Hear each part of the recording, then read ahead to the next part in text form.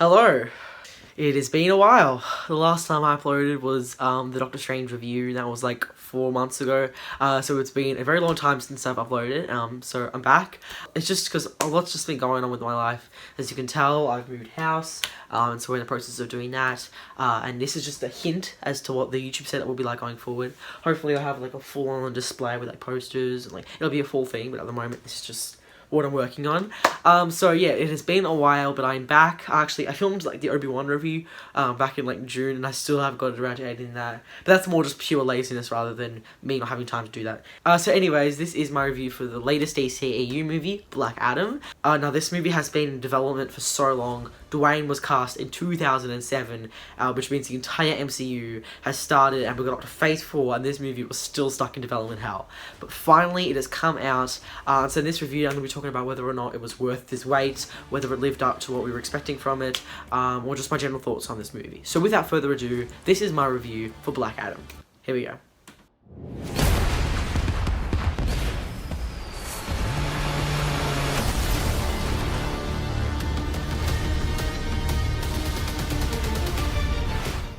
Now, as always, this is a spoiler review, so if you haven't seen the movie yet, do yourself a favour, go and watch it and then come back to this video, or if you have seen it or just don't care about spoilers, then continue watching. So yeah, without any further ado, let's get started with the first section of this video, which is the good stuff, the things that I loved about this movie. Here we go. Now, the first thing that I really enjoyed while watching this movie was how the movie initially presents Black Adam as an incredibly strong force of nature, and they really show just how powerful and how much of a force he is to be reckoned with, and they do this incredibly well. In particular, the direction. For example, there's some shots where it's like in slow motion, and you just see like him just like fighting like the military people and stuff, and you know how he's first introduced with the lightning and how everyone's terrified of him. Those moments where you actually see, you know, how powerful he is and how terrified everyone else is of him, it really shows that he is a force to be reckoned with. And as Dwayne the Rock Johnson loved to say in promotion, it's changed the hierarchy of the DC universe entirely. Throughout the movie, there are also a lot of ideological debates as to, you know, what being a hero actually is, of which I really enjoyed. You know, while I kept on saying, you know, in marketing and stuff, that this was an anti-hero, you know, the world needed a hero and it got Black Adam or something. And they did say that, but it never actually presents Black Adam as a hero. Even toward the end of the movie, you think, oh, you know, he might go under an arc or something and he might become, you know, a hero. But the movie never actually does that. There's a lot of moral ambiguity throughout the movie. And, you know, they explore this idea of, like, what is good versus what is bad and how he's kind of in between. Which is a very interesting take, given that, you know, in the world we only see superhero movies, really. There are only a few anti-heroes, and so I really like that idea that they explored in this movie. Like, as I was saying, in the end, they never actually called him the country's hero. I can't remember what the country was called, sorry, but they never actually call him the country's hero. They just say he is going to be the protector of this country, which was really cool. And obviously the fights of, like, Hawkman, for example, versus Black Adam was really cool, and it had that whole argument about, you know, try not to kill people and stuff, and then he's like, well, you're letting innocents die because you're not actually willing to take the steps that are necessary to protect this country or whatever. Arguments like that I thought was very interesting. I saw a lot of people saying it was, like, very on the nose, and it didn't really balance, like, whether or not it wanted to have these ideological debates with the action. It wasn't really well balanced. I disagree. I really enjoyed these debates, and I thought that was the strongest element throughout the movie. It definitely was the main thing that surprised me about this movie, were these blurred lines in what is good and bad, as I said. Other than that fire guy, Sabbac, whatever his name is, yeah, that was clearly the villain, which we'll get to in the stuff that I didn't like about the movie, because I really didn't like his presence in the movie. We'll get to that. Like, for example, I was expecting the JSA to be presented as, like, the heroes, and they're trying to take down Black Adam, who's, like, the anti-hero, or the villain, but they never really portrayed them as that. I mean, Black Adam does call Hawkman a hero at the end of the movie, but other than that, they question this idea that these Americans are coming in to defend a foreign nation, and they claim that they have authority in these foreign nations, which is something that is never really explored in, like, Western media, which is very Americanized, if that's a word, but they never really show them as, like, bad people, which is a very interesting take that this movie showed. I also really loved how we saw, like, other countries, you know, seeing their struggles and how, I mean, if you really think about it, like, all the superheroes we watch, majority of them are based in America and they protect America, but there are very few countries that do have, like, a superhero, per se. And Black Adam explores this idea that this country in the Middle East needs a superhero to protect them, which shows an entirely new perspective on the DCEU, in my opinion. I mean, yeah, it would definitely help if The Rock didn't have an American accent, he'd try to put on an accent or something. And we'll also get to The Rock's casting soon, but other than that, I really liked this whole aspect and these ideological debates while still having all the action that we love of like these superhero movies. I also really enjoyed Hawkman and Dr. Fate throughout the movie. They are portrayed as very experienced and wise superheroes, and they have a great friendship with great chemistry. And I specifically liked, you know, towards the end of the movie when Dr. Fate sacrifices himself to stop Sabbac? Sabbac? I don't know how to pronounce his name. Anyways, I mean, sure, you could probably argue that Dr. Fate's powers are kind of very vague. Like, if you could see the future, why is there any need to be concerned about how to stop Black Adam if he knows what the outcome is? Like, he literally says to Hawkman, we're clearly not strong enough. Like, you should have known that from your visions because you can see into the future, but whatever. Regardless, his powers are very, very cool. Like, I saw this review and it was comparing Dr. Fate to Doctor Strange, Hawkman to Captain America or Falcon and stuff. It's like, you can't compare them, they're very different. But I do feel like he was very cool in how he was used. I feel like he still could have been used even more in terms of his powers and stuff.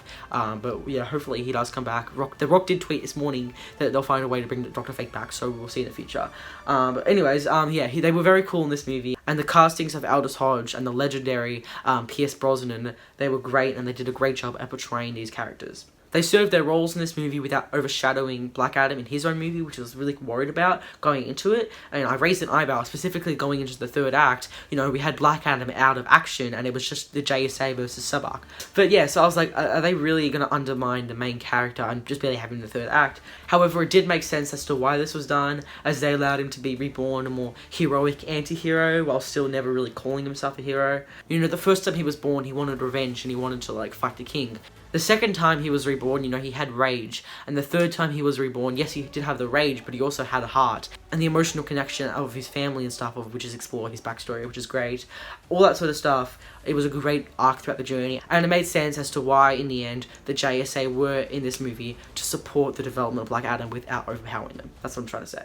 Speaking of this heart, the movie also had a heavy family element, which I really wasn't expecting going into the movie. Specifically with Amon. I apologize for the pronunciations, I am really bad. I'm sorry. I found the dynamic between him, Adrianna, and Black Adam to be really wholesome throughout the movie, and it particularly stand out. You know, for example, when Black Adam breaks free towards the end, he says he did it because Amon reminded him of his son, and we see that whole emotional backstory of, you know, why he's doing what he did and how his son ended up sacrificing himself to protect Black Adam.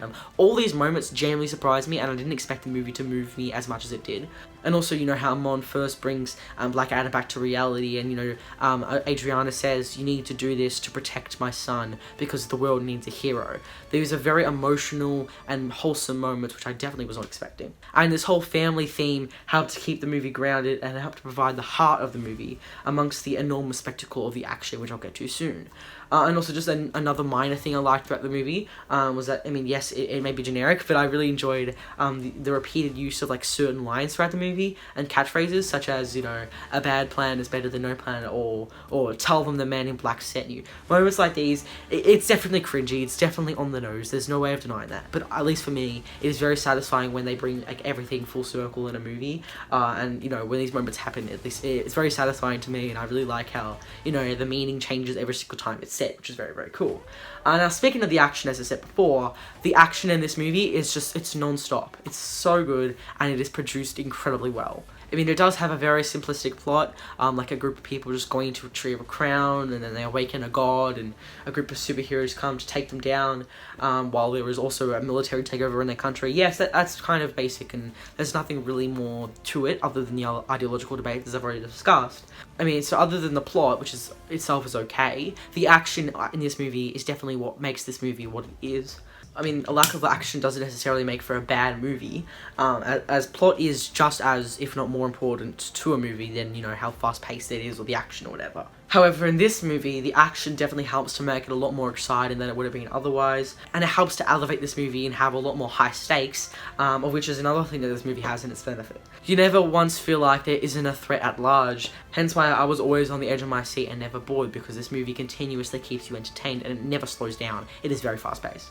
The CGI in this movie was also very good, and you could tell that they had a long time to work on it. So if we're talking in terms of like the delays and stuff, definitely it was a good thing that happened, because it allowed the VFX artists to spend a long time on perfecting the CGI.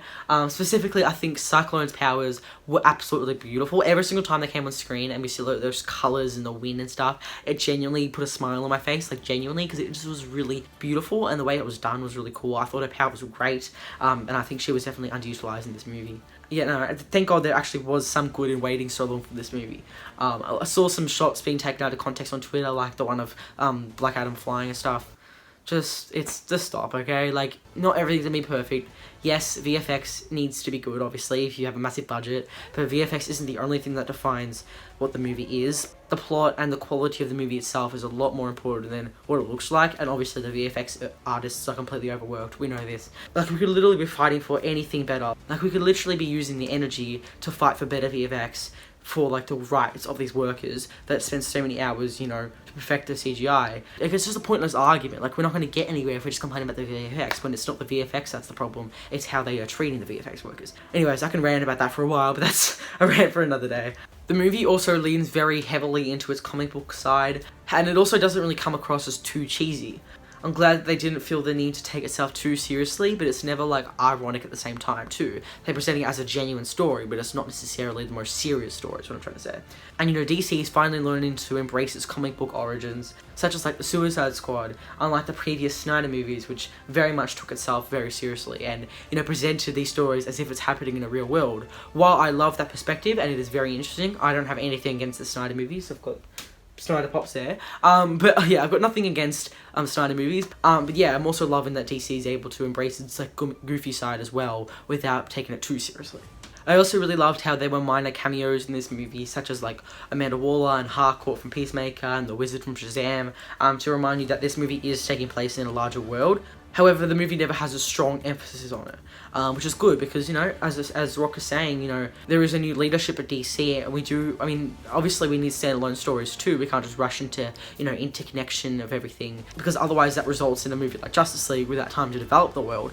But you also still want to feel like there is something leading towards the future. I'm not necessarily saying you have to introduce the villain of Phase 7 of the DCEU and Black Adam, but just something to show that this is still taking place in the same world. It is not necessary, you don't need it. I just think it's nice, and it's just a fun little thing, just to show to the audience that they do care about the world building and stuff, and, about continuity and stuff. So it's just a fun little thing that this movie had, which I really liked. But speaking of cameos, we do have to speak about the biggest cameo of them all, the mid-credit scene.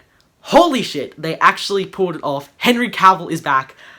Wow. It definitely sucks that this is going to be like the only thing that people talk about, oh my god, do you see the post-credit scene? Like, it's okay, the movie was alright, which is what I think of it, but that mid-credit scene, like, damn!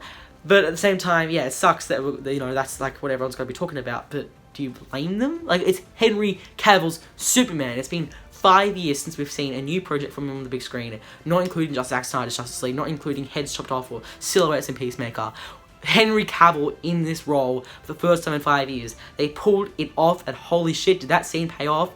All the rumours going into this movie, whether or not he was going to be in it, and just seeing it on the big screen, holy crap. I'd already seen the leak, and yet I still got so hyped when I saw it on the big screen. Just nothing beats Superman. You can introduce so many characters of D-list superheroes and stuff, which they can have cool projects, but nothing beats just how iconic Superman is. Check out my reaction to the post-credit scene, even though I'd already seen it, just to show you how hyped I truly was while watching this mid-credit scene.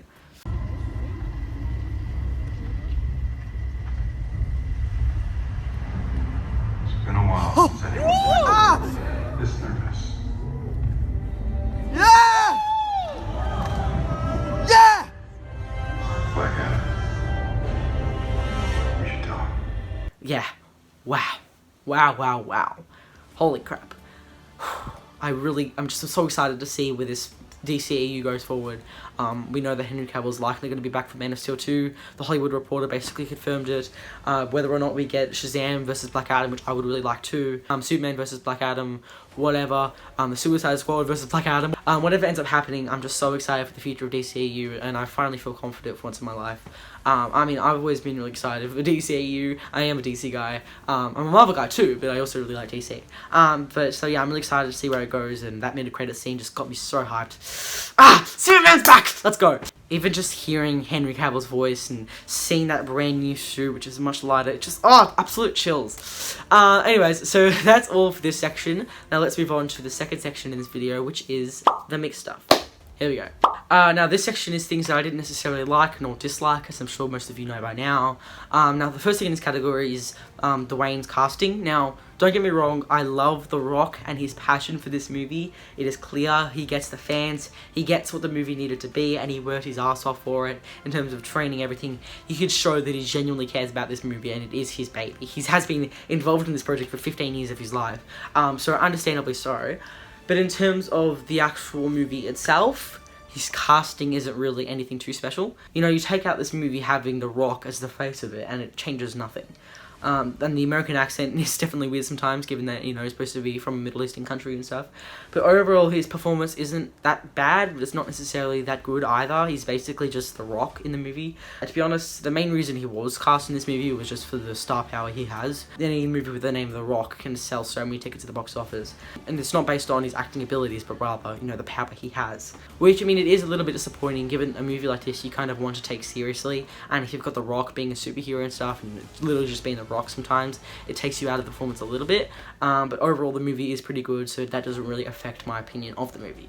And that's also not to say that he gave a bad performance which ruined the movie, which is why it's in this category. You know, it wasn't great, but it wasn't the worst either. And the only other thing in this category is just the score.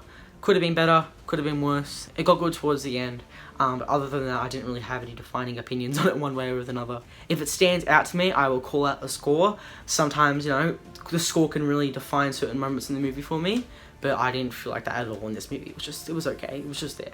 Anyways, let's move on to the final section in this video, which is the bad stuff. The things that I definitely didn't like about this movie. Here we go.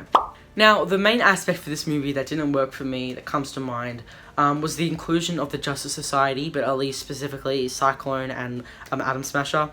I definitely think the two of them had natural chemistry, and I definitely wouldn't be opposed to seeing them two in future projects. I definitely feel like there's a lot of room for them two to grow in terms of their powers, in terms of seeing more of their backstory and their relationship together. I think there's a lot of room for that. I just felt like they weren't the right fit for this movie. I think Noah Centineo, at least in this movie, he might prove me wrong later, but in this movie I feel like he was a miscast. I didn't really like his performance, and I couldn't really take him seriously, to be honest. His jokes mostly fell flat for me, and I mean, sure, you know, him learning to use his Ant-Man-like powers could be interesting for another movie, but it didn't work here. I didn't need to be here. And it didn't fit the tone for the movie at all. Also, I know that's super critical saying Ant-Man-like powers, because I was saying that they were comparing Falcon to a Hawkman, but I mean, he basically is like a giant Ant-Man. Like, there's nothing really else to his powers, unless I missed something. It's just enlarging and just smashing things, and he's just like extra strong, which is like, okay, nothing new. And so yeah, I didn't really like Noah Centineo in this movie, and every single time he came on screen, I was like, don't need you here, bye, you can like move on. Look, I think he could have been good for the role in his own project. I just felt like he wasn't needed for this movie, and he kind of completely didn't get the tone of the movie. And I think he can be good going forward, just not in this movie. And lastly, in this section, the third act for me is really where this movie, I feel, didn't work. And it started to lose me. As I said before, look, I understand why they felt the need to like hide Black Adam in that Task Force X underwater facility and stuff, and they had to rebirth him again as like more of a hero, but not necessarily a hero. But honestly, the movie could have ended once he first surrenders and goes back to the Task Force X, like Sabbac or whatever his name is, Sabbac. I can't say it. Anyways, he was already dead. We didn't really need them to come back, other than a little bit more character development for Black Adam. Yeah, there was no real other need to bring him back from the dead, a villain of which was already very underdeveloped and really wasn't interesting at all, at least for me. He just wanted revenge, he just wanted the king crown and stuff, which is another, MacGuffin throughout the movie, which is another stupid thing, but I'm not gonna really talk about that here. But yeah, so we didn't really need to bring him back, let alone bring back all the skulls of like the dead soldiers, and he's controlling them from hell and stuff, and like, I just felt that was useless, and it was really just an excuse to keep Amon and Adrianna and her brother relevant in this movie. Now, I said earlier I liked how, you know, Amon was inspired by Black Adam to be a symbol of peace for the people of Kahndaq. I think that's how you pronounce it. Apologies if that's wrong. And you know, that whole community aspect I feel like really does shine in the third act, but it isn't needed, and it doesn't necessarily enhance the movie either. I just feel like it's a nice moment, but it doesn't really, you know, change much. Other than this element in the third act, I did, however, like the conclusion of the JSA and the Black Adam meeting and debating about what it means to be a hero, even though I feel like the marketing was very misleading because it wasn't really a JSA versus Black Adam movie. There was like maybe only 1 or 2 fight scenes throughout the movie, and I feel like that's what the movie should have been centered around. Instead of having to bring back Sabbac the villain for them to team up, put aside their differences and like stop them, I felt like that's just a lazy way of ending conflicts, and the movie didn't have a need for these other villains because we'd already had this interesting conflict between these 2 characters. And it's just like Batman vs Superman or like Godzilla vs Kong and stuff where, oh, I wonder who's gonna win, and they ended up teaming up to fight another villain. It's just annoying. And I liked that they were working together. It was very satisfying once they were able to work together, but you don't need them to, because the conflict between the 2 of them is interesting enough as it is. I mean, yeah, I did like how they were able to work together, specifically on like saving Amon once he gets kidnapped and stuff. But I wouldn't have minded if they just fought more in the third act instead of focusing on Sabbac. Or how, even if the movie ended like as soon as he surrenders himself, I feel like that would have been a nice conclusion too. You know, he gives up. He's like, I don't need the power, and all I need is just for the world to be safe. And so he like isolates himself in, you know, Task Force X facility and stuff. So yeah, the third act, unnecessary, and specifically like the skulls and stuff. Didn't really like that. But overall, I really did like the movies. Let's just get on with the conclusion. Here we go. Overall, Black Adam is a very solid movie. Was it worth a 15-year-long wait since when The Rock was first cast? I would say definitely not. However, it was a pretty decent movie that had some very interesting elements that surprised me, including ideological debates about what it means to be a hero, as well as a new perspective on superheroes and the role that they play in the international landscape, a topic of which I feel like is rarely explored in movies like this. The movie doesn't take itself too seriously, of which I really like, and it is not afraid to embrace its comic book origins, with it being very action-packed throughout the movie, and the CGI was great with it embracing its campiness. The JSA was also a very good addition to this movie. At least Hawkman and Dr. Fate, I really liked them, and they were great, and the casting of these roles were perfect, and they never really overshadowed the main character. However, I do feel like Atom Smasher, specifically Noah Centineo, was misplaced, and I did have issues going into the third act of, you know, the shift in the main villain and the conflict in this movie. It didn't feel like it matched what the rest of the movie was going for. I felt that there was no need to bring back Sabbac, or Sabbac, however you pronounce it, as he was already underdeveloped and, you know, he was already defeated, so there was just no need to bring him back and become more powerful. Didn't like that. And I do also feel like the marketing was very misleading because the JSA rarely fought Black Adam and they promoted it just as JSA fighting Black Adam, which it's not. The Rock didn't really add anything too special to this movie.